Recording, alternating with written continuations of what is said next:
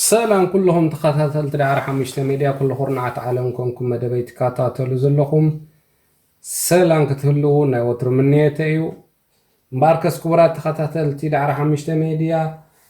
لو ما عن تخاني مقصلتنا يتزحلفه اقدست زبلكم نتبتات حيزي امس يزلخو لو ما انتي عسرتي اقدست زخون نتبتات ماكينه خنمهار كلنا بتدغاغامي نغبرون جيغاتات نزيون كنستوعللهم ኣለና ኢለ ስለ ዝሓሰብኩ እዞም 10 ነጥብታት ሒዘልኩም መጽእ ኣለኹ ሕጂ ብቀጥታ ናብኸብለኩም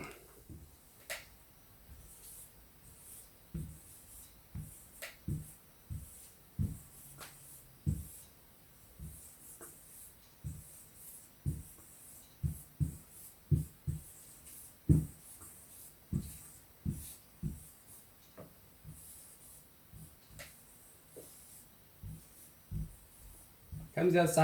حفكوا قداميت نطبي ماكينه خنمهار كلنا بالتقلالا كنفرح كم زي بلنا مالتي كل غزيه ماكينه خنمهار كلنا جمرت انت خوينا اتا ماكينه تلامادا الصحف سلازلوا كله تبدي حرخا زلو نسخات الميدن مخانكا سلازفلت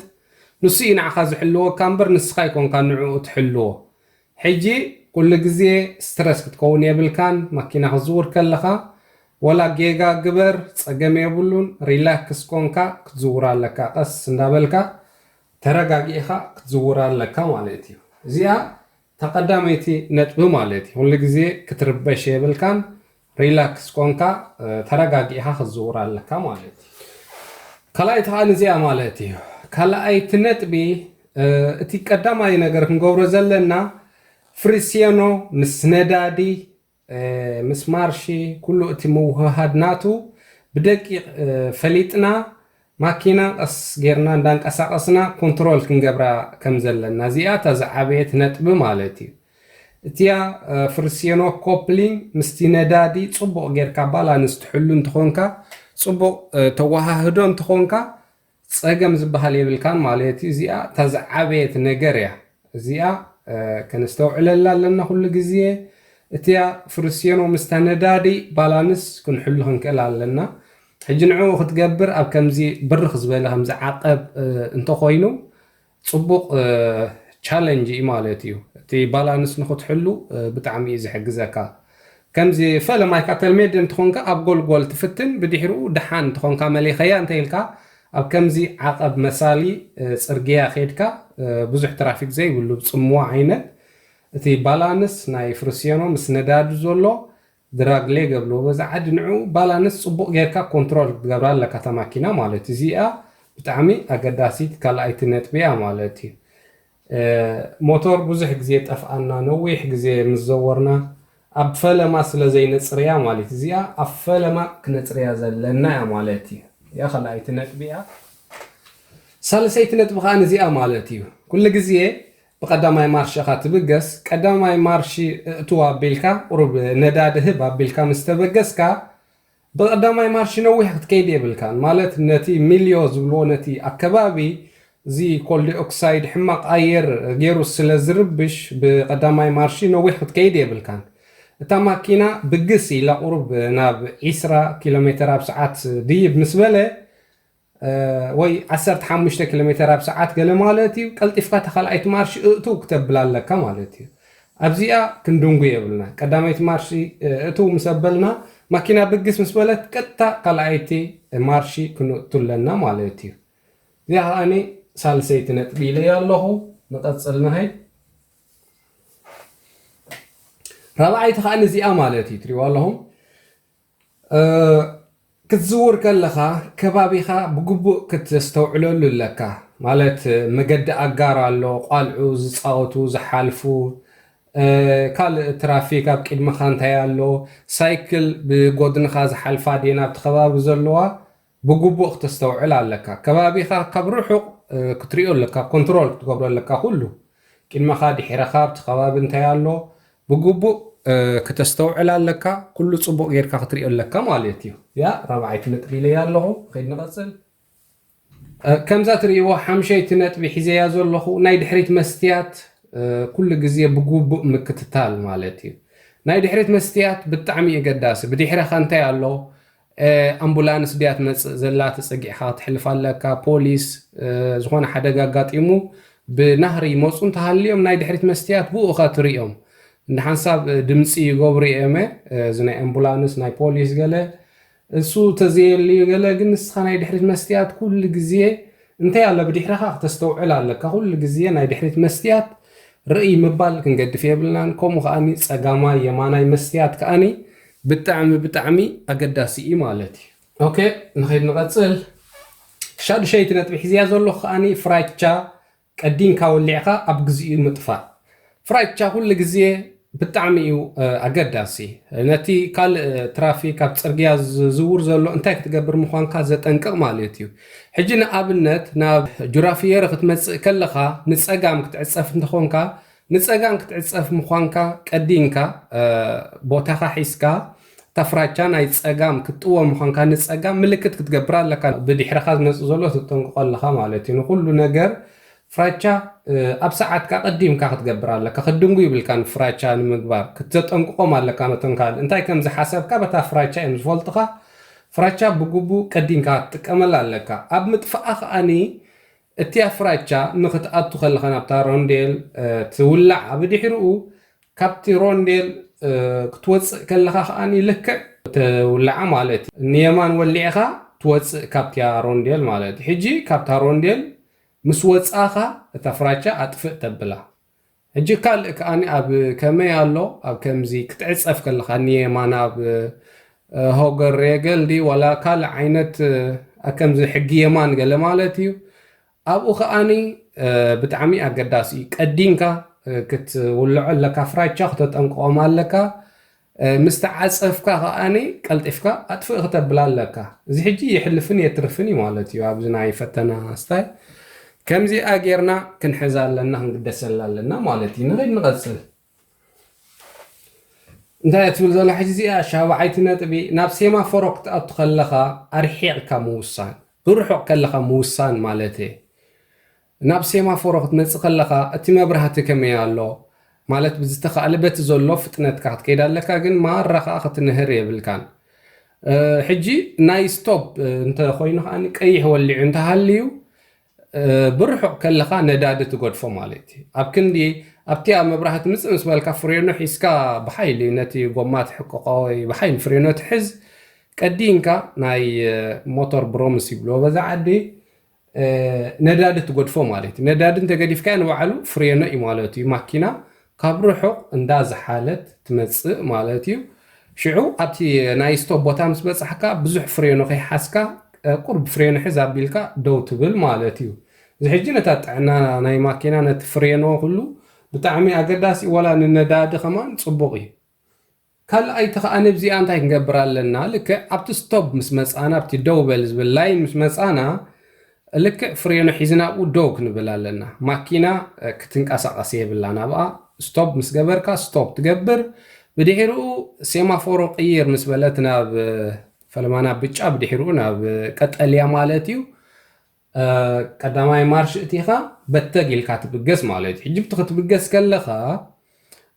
ንብዙሓት ሞቶር ይጠፍኦም እዩ ሞቶር ነቲያ ኮፕሊንግ ቁርብ ስድድ ምስ ኣበልካያ ነታ ፍሪስየኖ ማለት እየ ቀጥታ ነታ ጋዝ ርግፅ እንተቢልካያ እንታይ ማኪና ፍር ኢላ ትኸይድ ቀልጢፍካ ትብገስ ማለት እዩ ሞቶር ከይጠፍኣካ እንተፈሪሕካ ነቲያ ፍሪስየኖ ብዙሕ ከይሰደድካ ቁርብ ፍንው ኣቢልካ ነዳዲ ህብ ተብላ ርር ኢላ ትብገስ ማለት እዩ ከለኻ ካልኣይቲ ማርሽ እቱ ኣቢልካ ትቕፅል ማለት እዩ ካልኣይ ማርሽካ እቲኻ ከምኡ እንዳገበርካ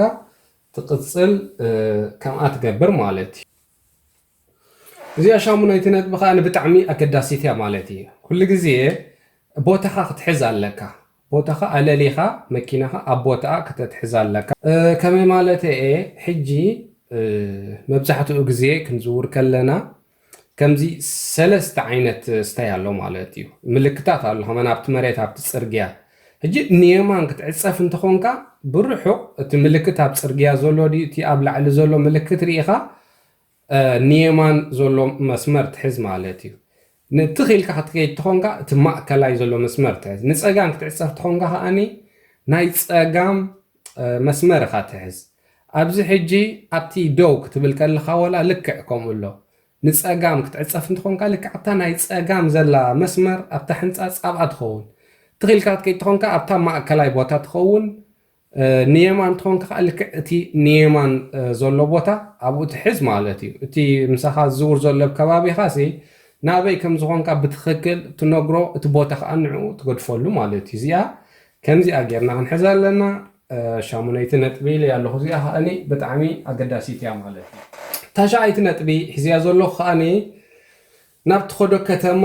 ምልክት ወይ ስም ከተማ ፈሊጥካ ቦታኻ መሓዝ ማለት እዩ ኩሉ ግዜ ታቤላታት ኣሎ ሕጂሲ ናበይ ናይ ከተማ ኢኻ ክትከይድ ደሊኻ ወይ ናብ ሃይዌይ ድኻ ክትከይድ ደሊኻ ናብ ሃይዌይ ክትኣቱ እቲ ስም ናይቲ ከተማታት ኣሎ ኣብቲ ታቤላ ተጻሒፉሎ ማለት እዩ ሕጂ ንስኻ ትኽክል ነቲ ኣስማት ናይቲ ከተማታት ብርሑቕ ኣደሊኻ ናበይ ንፀጋም ዲ ዘሎት ከተማ ንየማን ዲ ትኽኢልካ ድኻ ክትከይድ ልክዕ ብርሑቕ ነቲ ኣብቲ ታቤላ ዘሎ ኣስማት ናይቲ ከተማ ኣላሊኻ በታ ንዓኻ ደሊኻያ ዘለኻ ስም ናይታ ከተማ መስመርካ ሒዝካ በኣ ብትኽክል ክትከይድ ኣለካ ማለት እዩ ሕጂ ነዚ ክትገብር ቀዲምካ ቅድሚ 300 ሜትሮ 250 ሜትሮ ዘሎ ክትሪኦ ኣለካ ነቲ ምልክት ብርሑቕ ርኢኻ እቲ ምልክት ይሕብረካ እዩ ክትውስን ኣለካ ማለት እዩ ኩሉ ግዜ እዚ ብጣዕሚ ኣገዳሲ እዩ ናበይ ናይ ከተማ ከም ትኸይድ እቲ ምልክት ብርሑቕ ምልላይ ብጣዕሚ ገዳሲ እዩ ሕጂ ኣብቲ ቪድዮታተይ ኣብ ኩሉ ሓቢረኩም ኣለኹ ተሪኢኹሞ ኣብኡ ኣሎ ናይ ሃይዌይ ቀጠልያ ሕብሪ ኣለዎ ከምዚ ናይ ከተማታት ንኣሽቱ ስታይ እንተኾይኑ ሰማያዊ ዓይነት ሕብሪ ኣለዎ እዚ ናይ ውሽጢ ከተማ ዘሎ ናይ ሕክምና ድዩ ናይ ጎደና ገለ እንተኾይኑ ከዓኒ ከም ፃዕዳ ሕብሪ ኣለዎ ማለት እዩ ሕጂ ወላ በቲ ሕብሩ ክትፈልጦ ትኽእል ኢኻ ብርሑቕ ማለት እዩ ሕጂ ነዚ ምስተውዓል የድልየ ብርሑቕ ክትፈልጦ ኣለካ ማለት እዩ ዓስረይቲ ናይ መወዳእታ ነጥቢ ከዓኒ ኣብ ሓርጎፅጎፅ ዘብል ፅርግያ ወይ ሓባት ፅርግያ ከምዚ መገዲ ኣጋርዲ ወይ ካልእ ንኣሽቱ ሓባት ፅርግያ ኣሎ ወይ ከምዚ ናይ ፋኛ ቱራ ዓይነት ከቢብ ሓፂን ዝእትውሉ ከምኡ ልዕሙቕ ዝበለ ፅርግያ ኣብ ከምዚ ክትርኢ ከለኻ ብዝተኸኣለ ፍጥነትካ ክተትሕቶ ኣለካ ትሑት ክትከይድ ኣለካ ብካልኣይ ማርሺ ገለ ክትከይድ ኣለካ ወይ ከምዚ ማራ በሪኽ ቦታ ስታይ እንተኾይኑ ብቐዳማይ ማርሺ ወላ ክትከይድ ፅቡቕ ማለት እዩ እቲ ሓባት ቦታ ሓርጎፅጎፅ ዘብል ነቲ ምሳኻ ዘሎ ሰብ ሓርጎፅጎፅ ኣቢልካ ክትሓቕኖ የብልካን ማለት እዩ ኩሉ ኣብዚ ናይ ፈተና ግዜ ከብ ነጥቢ እዮም ዝርእዎ ማለት እዩ ንስኻሲ ኮንትሮል ክትገብራ ኣለካ ናታ ማኪና ልክዕ ከምዚ ናይ ታክሲ ኣዘዋውራ ታክሲስ ኩሉ ግዜ ሰለለለሊላ እያ ትኸይድ ነቲ ተሳፋራይ ሓርጎፅጎፅ ኣይተብሎን እያ እቲ ኣውቲስታ ከምኡ ዓይነት ኣዘዋውራ እዩ ዝውር ሕጂ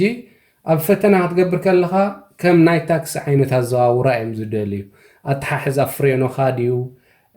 ከምዚ ሓርጎፅጎፅ ዘብል ፅርግያ ምስ ረኸብካ ከመይ ጌርካ ማኪና ኮንትሮል ትገብራ ከመይ ጌርካ ተዝሕላ ኩሉ ነገርካ ብደቂቕ ስለ ዘስተውዕልልካ ብዝተኸኣለ ኣብ ከምዚ ሓርጎፅጎፅ ፅርግያ በቃ ዝሕል ሊልካ ክትከይድ ኣለካ ከም ዝበልኩም እዚ ናይ ፋኛ ቱራ ዝመስል ፅርግያ ገለመለ ዘሎ ከዓኒ ሓፃውን ዘለዎ ኣብኡ እቲ ዓሚቕ ፅርግያ ልክዕ እታ ማኪና ብማእከል ከም ትሓልፎ ክትገብር ኣለካ ኣብኡ እቲኻስ ሓርጎፅጎፅ ክተብላ የብልካን ወይ ጎማ ኣብኡ እቲኻ ገም ክተብሎ የብልካን ማለት እዩ እምበኣርከስ ክቡራት ተኸታተልቲ ዳዕሪ ሓሙሽተ ሜድያ ፅኒኢልኩም ስለ ዝሰማዕኩምኒ ብጣዕሚ የቐኒየለይ ዝኾነ ሃናፂ ርእይቶ ሓሳብ ክውስኽ ኣለዎ ገለ ትብልዎ እንተሃልዩ ኣይትሕፈሩ ብዘይቀል ዓለም ኣብ ታሕቲ ኣቐሙጡለይ ዝኾነ ክትሕገዝዎ ትደልዩ ድዩ ዋትኤቨር በቃ ዝኾነ ነገር ሕቶ ርእይቶ እንተሃሊኩም ኣብ ታሕቲ ቀሙጡለይ ኣብ ሰዓት ክምልሰልኩም እየ ስለትገብሩለይ ምትባዕ ብጣዕሚ የመስግነኩም ሓደስቲ ተኾንኩም ኣብዛ ቻነልና ከዓኒ ሳብስክራይብ ብምግባር ናይ ወትሪ ተኸታተልትና ክትኮኑ ትኽእሉ ብዝተረፈ ኣብ ቀፃሊ ብካልእ ቪድዮ ሳብ ዝመፃኩም ሰናይ ንዓኹም ሰላም